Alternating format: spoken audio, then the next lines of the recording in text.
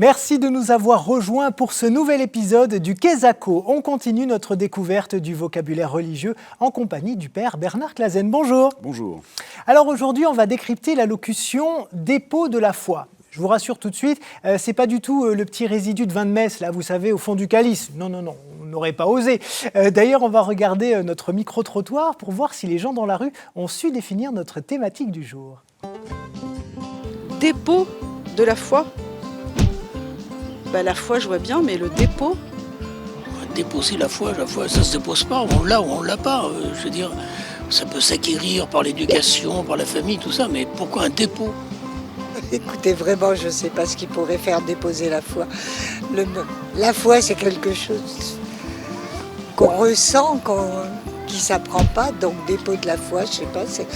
On n'a plus de foi, je ne sais pas ce que vous voulez que je dise. Un prêtre, non ? Déposer nos idées ou nos problèmes, nos soucis, je pense. C'est pas un dépôt bancaire, c'est sûr, mais c'est précieux quand même. Donc, c'est quelque chose, c'est le credo. Les fondamentaux, la résurrection, la Trinité, toutes ces choses-là. Bon, personne ne sait vraiment pourquoi on dépose la foi et où. Mais en même temps, c'est pas vraiment la bonne question à se poser. Tournons-nous vers le père Clasen. Alors, ce dépôt de la foi, comment vous le définiriez ? Moi, je le définirais par confiance. Confiance. Dans les deux sens. Oui. C'est-à-dire la foi nous est confiée et il faut avoir confiance dans ce dépôt. C'est-à-dire, alors le dépôt, c'est un contenu de la foi fixé et confié à l'Église. Alors, qui dépose quoi, en qui et pour qui ? Alors, qui dépose quoi ? Ce sont les apôtres on considère que la foi a été révélée, c'est-à-dire donnée, ce qui ne veut pas dire qu'elle doit cesser son développement. Elle a été donnée une fois que le dernier apôtre est mort. Donc les évangiles et l'enseignement des apôtres. Garde le bon dépôt avec la grâce de l'Esprit Saint qui t'a été confiée. Dans la deuxième à Timothée. Et Timothée est donc chargé en quelque sorte d'être presque un évêque.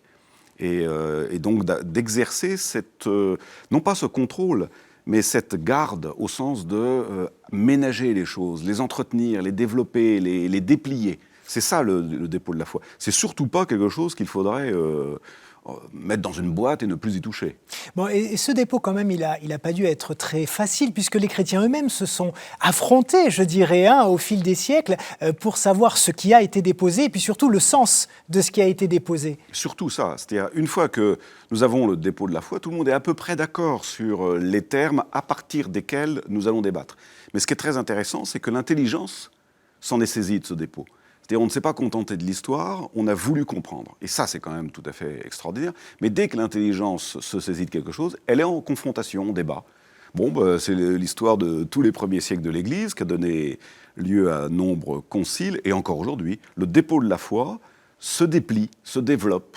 Et forcément, il va y avoir des interprétations différentes. Mais on est frères, donc on en débat. Alors, il y a une de nos répondantes qui nous dit « La foi, ça se ressent, ça ne s'apprend pas ». Qu'est-ce que ça vous évoque ? Alors, cette histoire de sensibilité est quand même très intéressante. Parce que nous aurions tendance à l'oublier, la sensibilité. Mais quand elle dit que ça ne s'apprend pas, bien sûr que si, que ça s'apprend. Parce que autant il faut honorer la dimension habitude, répétition, intelligence, autant, certes, il ne faut pas oublier la dimension sensible de la foi, évidemment. Donc elle a raison pour grande part, quand même.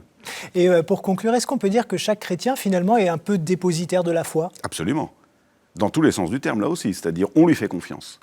Quand la foi est confiée à un enfant, quand il fait sa profession de foi, on lui fait confiance. Moi, c'est ce que je dis aux enfants, quoi. C'est-à-dire, on vous confie un trésor. À vous de ne pas le perdre. C'est un peu comme la parabole des talents. Voilà, on vous donne un talent, il faut le faire fructifier. Eh bien, merci beaucoup, Père Clasen, justement, de nous avoir fait partager ce trésor. Et puis, merci à vous pour votre fidélité, évidemment. Et si vous me permettez, moi, je vais déposer en vous un espoir, celui que vous soyez au rendez-vous la semaine prochaine pour un nouveau Quesaco. Ne zappez pas, vos programmes continuent évidemment sur KTO. À très vite.